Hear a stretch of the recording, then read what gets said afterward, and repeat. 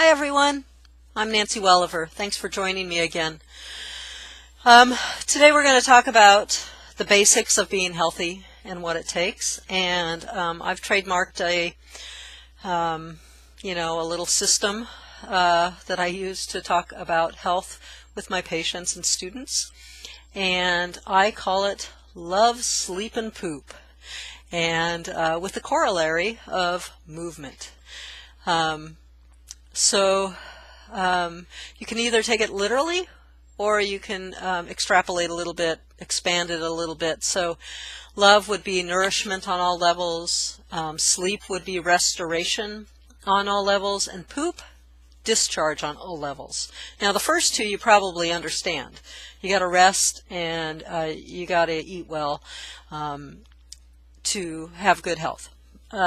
Discharge, poop, well, if you've ever had to poop really bad, you know how important it is to the body. So we'll talk about that one in some detail. Not the poop itself, but just the discharge and what it all means for the body and why we need to do it so urgently.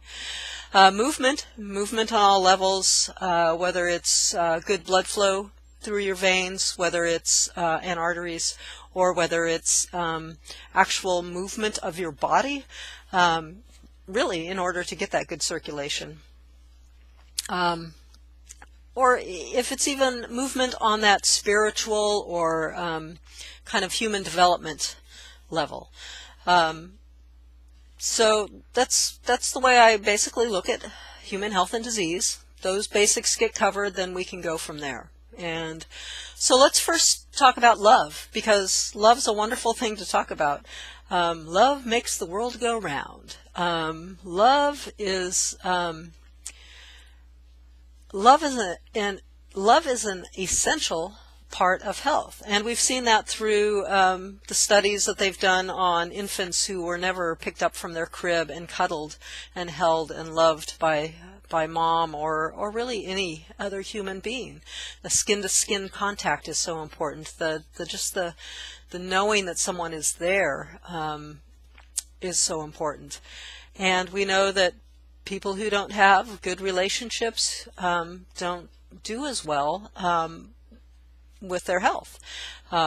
Studies have shown that, for instance, married people, coupled people, people with strong family ties live longer, healthier lives. And we're sort of tribal, we're connected people. We're supposed to live in community. And so if we don't have that community, if we're ostracized from the community, this can affect our health on all levels. So if you don't have the quality of relationship you want in your life, if you don't have the quality of love that you have in your life, this gives you a starting point to begin to brainstorm, to begin to figure out how to bring that level of love and nurturing into your life. Because you need it. You need it for your health. And if you're out there, and it's sort of something that we typically see with rheumatic diseases. We often see people who feel that they're not well supported, they're not well loved, that they take care of everybody else before themselves, but nobody's taking care of them. At least that's their sense of their world. And so looking at that aspect of things is really important in addressing especially chronic disease. The aspect of this that is also very important is the idea of self-love, self-compassion, self-nurturing.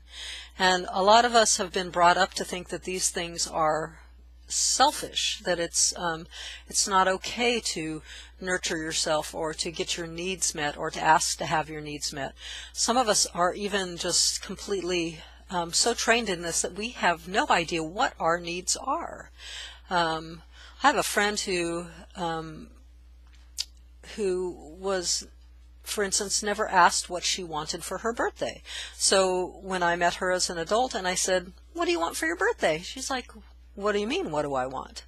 And she, in her family system, you didn't ask for what you want, you were given what you obviously needed.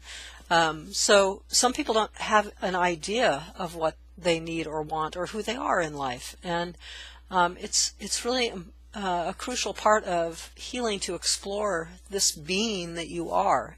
There's only one you in this whole world, and there's only been one you in this entire span of humanity, and you've got some purpose. You've got something that makes you feel alive, and really exploring what that is and living that out and living out the person that you are with your unique characteristics is so essential to human health. This is why the social movements of things like gay rights and racial equality are so important, because in terms of, for a lot of reasons, but for human health, it's important that people be able to express who they are culturally as well as just innately. It's a really wonderful overlap between social issues and health issues. So there's that, and then there's sleep. Now sleep, it's important to get sleep. Hardly anyone in the West gets enough sleep anymore. You should have a good 8 to 10 hours of sleep. They often say that adults need less sleep. I don't think that that's true. I think adults might have more problems sleeping for a variety of reasons. They might have more inflammation, so it hurts to sleep, to lie on one side of their hip or something like that for too long. They might have anxieties about what's going on in their life. They might feel vulnerable because they live alone. There's all sorts of reasons why older adults might wake more often during the night, but really, from what I've seen, we all need 8 to 10 hours of sleep a night to restore ourselves. We'll have a video dedicated, at least one, to sleep hygiene, because it's a hugely important issue. The other part of restoration that's important is the idea of taking vacation, taking time out during the day, taking time out during a month, and taking time out during the year to reflect.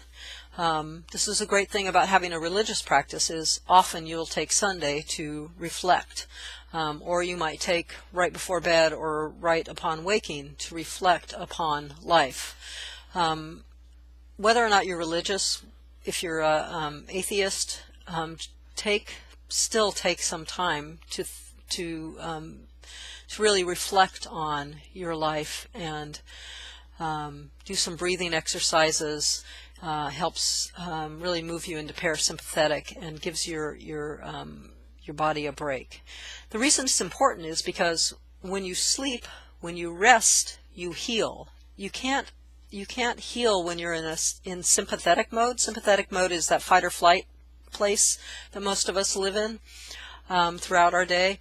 We actually can only heal while we're in parasympathetic mode, while we're sleeping, while we're meditating or resting or taking a moment, or sometimes reading a good book, laughing with friends, those sorts of things. Those are restorative things. These are things that you need to incorporate regularly into your life. And the last one, well, not the last one because we have movement, but poop is emblematic of discharge. And what is discharge, and why would we need to do it? Well, we all know the urgency we feel, as I said before, when we really need to poop, or we really need to pee, or we really need to vomit, or we really need to blow our nose. We really need to sneeze. That's another one. These are things that are really hard to hold back when the body wants to do them, and it's for a reason. We need to expel things from our body that have been there either a short time or for a long time. This is why we sweat. This is why we need to spit. This is why we cry. This is why we flake off skin cells. It's all routes of detoxification. And you've heard of detoxification probably in a more trendy mode where you have to do detoxes. You don't have to do detoxes. Detoxing is happening every moment of your life to get rid of both metabolic wastes that your body produces as well as as well as environmental toxins. So your body will do this every moment of the day, and you need to support the discharge on all levels. And the last one is movement.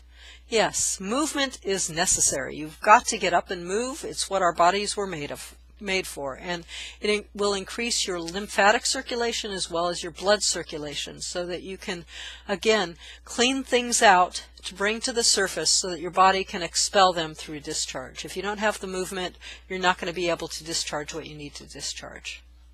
So those are the basics of health. We'll go into them again in greater detail in the next video, but I want to thank you for listening and talk to you later. Bye.